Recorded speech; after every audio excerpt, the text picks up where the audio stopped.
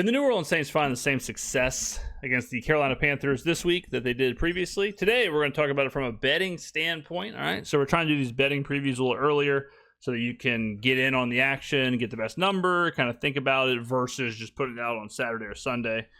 All right, so this game right here is familiar, right? Because these two teams played a couple of weeks ago, but the Saints have kind of morphed a little bit of how they're operating, so we got to keep that in mind. But real quick, right now, this is what the odds board looks like. So it's -3 at some places, Carolina -3, and other places are 2.5.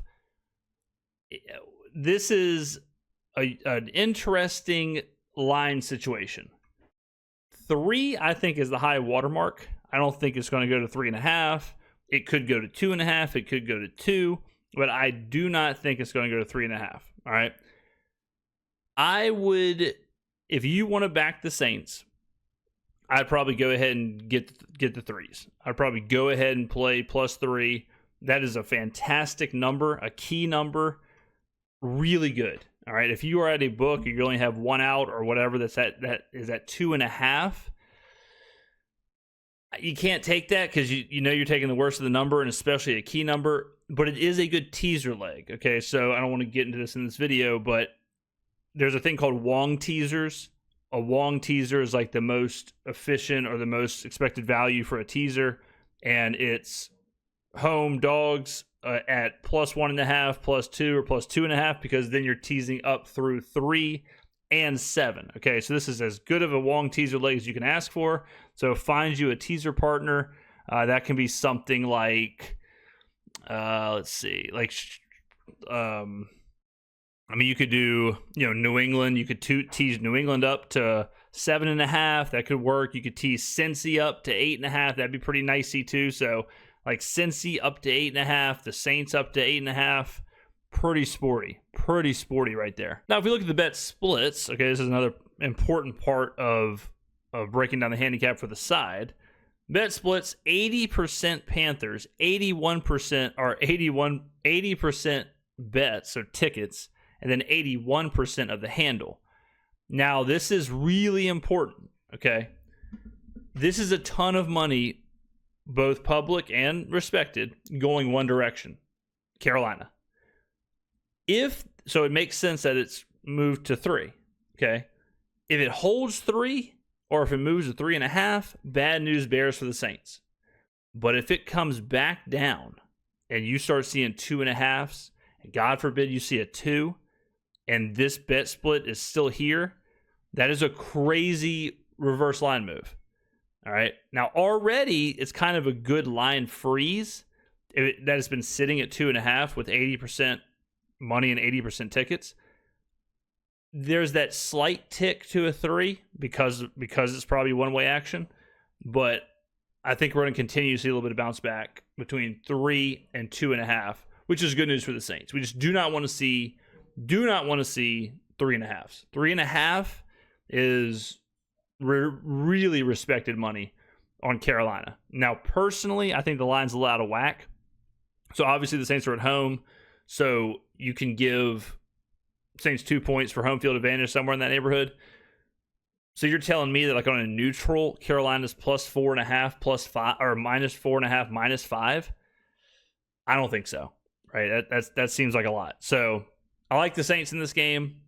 Will take them +3, and I would advise you to do the same. Now let's look at the last game. Okay, let's try and find some player props. I think the Saints, one thing that we know about them is that if something doesn't work, they will quickly get away from it. And if something does work, they will quickly lean into it. All right. So in the first meeting in Carolina, Shough goes 19 for 27 for 282 and 2 touchdowns. Okay, remember, the Saints are up the back half of this game, so the game script's a little different when you're playing with a lead versus when you're playing from behind. Kamara had 22 carries. Okay, 22 carries for 83 yards. Devin Neal had 4. Taysom Hill had 7. Shough had 4. All right. Chris Olave had 8 targets. Juwan Johnson had 4 targets. Devon Bailey had 3 targets. Those are the guys we're going to kind of key in. Now, the first thing you'll notice is Alvin Kamara, right? Alvin Kamara is not playing, or he's banged up or injured, however it plays out, right? So those 22 carries are going to go somewhere. All right. Now, on the flip side, Rico Dowdle, 18 for 53, 2.9 yards carry. Chuba Hubbard, 3 carries for 14 yards. And then Bryce targeted Tet McMillan, 8 targets for 5 receptions. All right.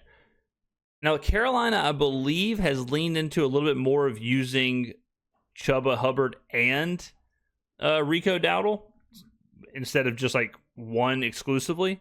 So last game against the Rams, in a crazy win, they ran it 40 times for 164 yards for 4.1 yards a carry. Hubbard and Dowdle both Hubbard got 17 carries and Dowdle got 18.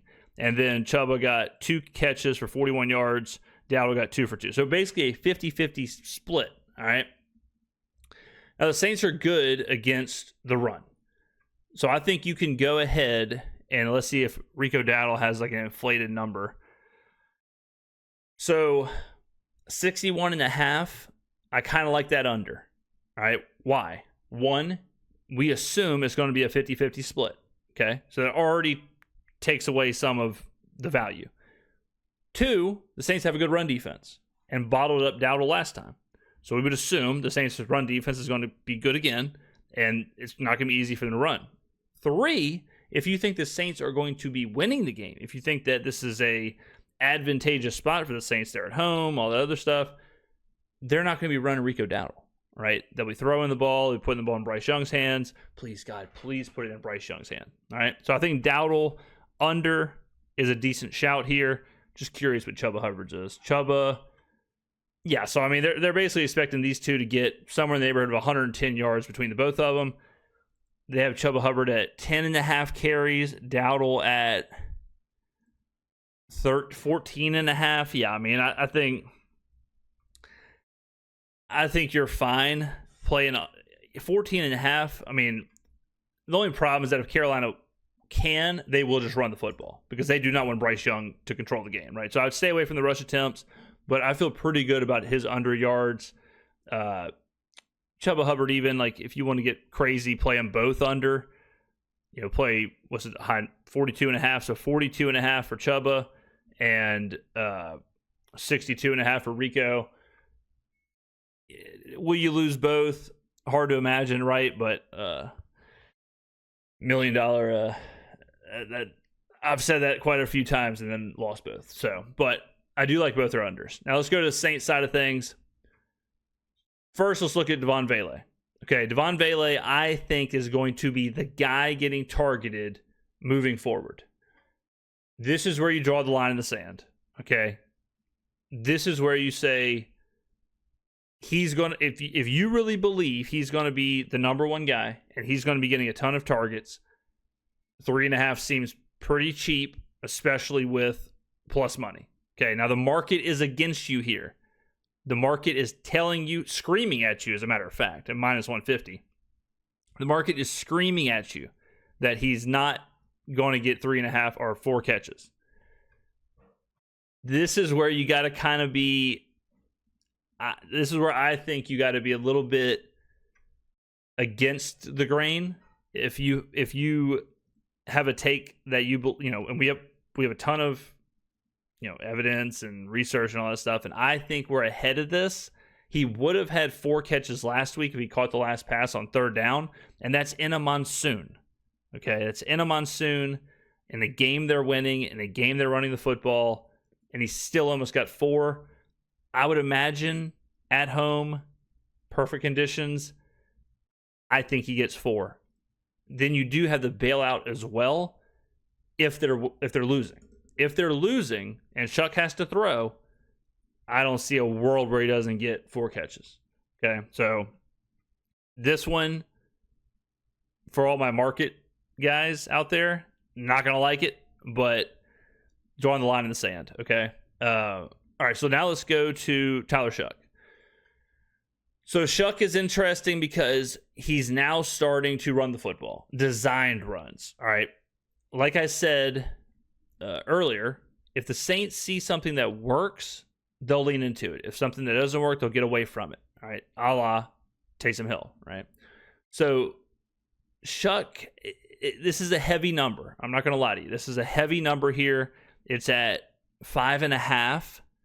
Okay. He had 7 last week, right? Let's see. I think he had 7 against the Bucks. Let's see. Yeah, he had 7. I mean, the memory. I mean, what are we saying here? Asking for 6 is a lot. I think you're better off playing his longest rush. All right, I think you're better off here playing his longest rush or yards even is a little high. I think you go at longest rush if you want to attack his rushing props. You attack it this way. The 6 carries is a ton, but him clipping a 10.5 11-yard run or something like that on a design run or whatever. I think this is probably a bit of a better direction, but the other side of me is saying they know this works, right? They know this works, so this is going to be a big part of it. This read option and kind of this like RPO element all of a sudden, these design runs. Kellen saw that. It was absolutely an engine to the offense last week, so will he get away from it? I don't know. And the market's telling you they think it's going to be higher. I would not be surprised at all if Shough had another 7 or higher rush attempt game. I'm just telling you from a betting standpoint, 5.5 is expensive. Now, and then you can kind of attack it in different ways, like I said, with the longest rush or yards if you want, or even touchdowns, right? Even like first touchdown or something if you want to get crazy. Pass attempts, 30.5 at MGM. This is strictly game script, okay? If you think the Panthers will win, or if you think the Panthers will be winning, I think this is a great bet, 30.5.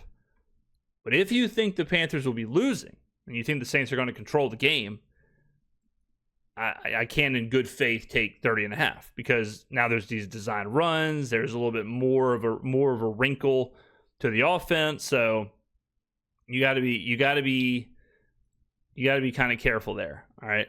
Now on some other stuff, you're going to want to wait and see injury news and things like that as the game gets a little closer.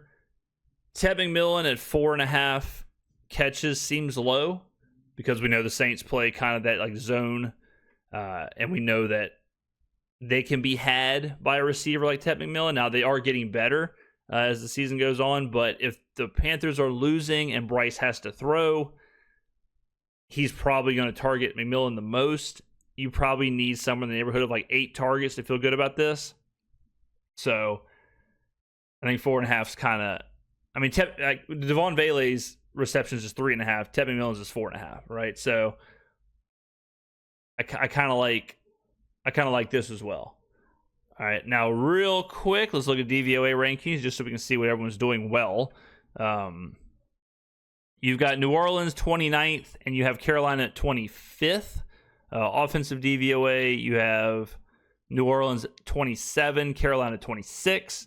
It's pretty even so far. Defensive DVOA, New Orleans 16, Carolina 23.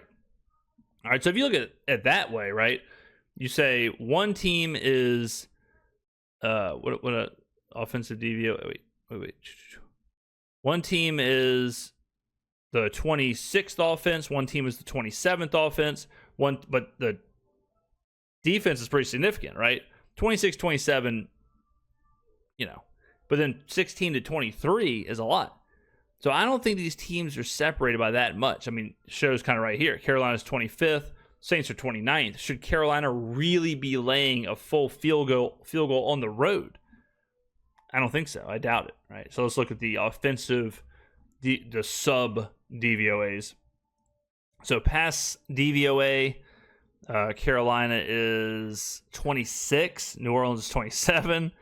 Rush DVOA, Carolina is 14. And New Orleans is 29. Now that 14 is a lot of those games where Rico Dowdle had 200 yards, right? So that one's a little fugazi.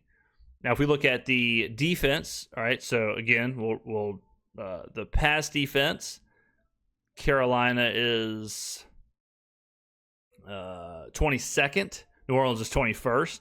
Run defense, Carolina is 27, and New Orleans is 13. So huge difference in the run defense, right? Huge difference there. And then the injury report, Alvin Kamara, DNP Wednesday, DNP Thursday. Justin Reed, DNP Wednesday, limited Thursday. Asim Richards, DNP both days. Tulisi Fuaga, limited both days. Devin Neal, limited both days. So as far as Devin Neal, as far as the running game, I think you're going to want to wait. You're going to want to wait and hang out, look at the report. As it gets a little closer to the game, we'll be able to kind of talk about that a little more. But I think right now, we've got a pretty good read on this. We got a pretty good read on what the Saints are going to want to do. I think Juwan Johnson's also worth a look, especially at 3.5. You play Johnson 3.5, Devon Vele 3.5. I think you're feeling pretty good about both because, like Shough, they just funnel. He just funnels. They just funnel this whole offense into three people. It really is just Chris Olave, Juwan Johnson, and Devon Vele as far as the passing game. So if Shough is going to throw 30 whatever times, he's going to complete at a pretty high clip. He's completing at a really high clip right now. His accuracy rating is super high. You kind of know like he's going to look at these three guys. So you take a piece of each, hard to get burned. Same with Chris Olave. Like if you take Olave 4.5, Juwan 3.5, Vele 3.5. Can you go 2-1? Can you go 3-0? I think you go 3-0 way more than you can go 0-3, personally. But I love the Saints +3. Find the best number. This is a quick little betting preview to get the week started. Sorry the video is late, but it is what it is sometimes. Thank you for watching, ladies and gentlemen. I will see you in the next video.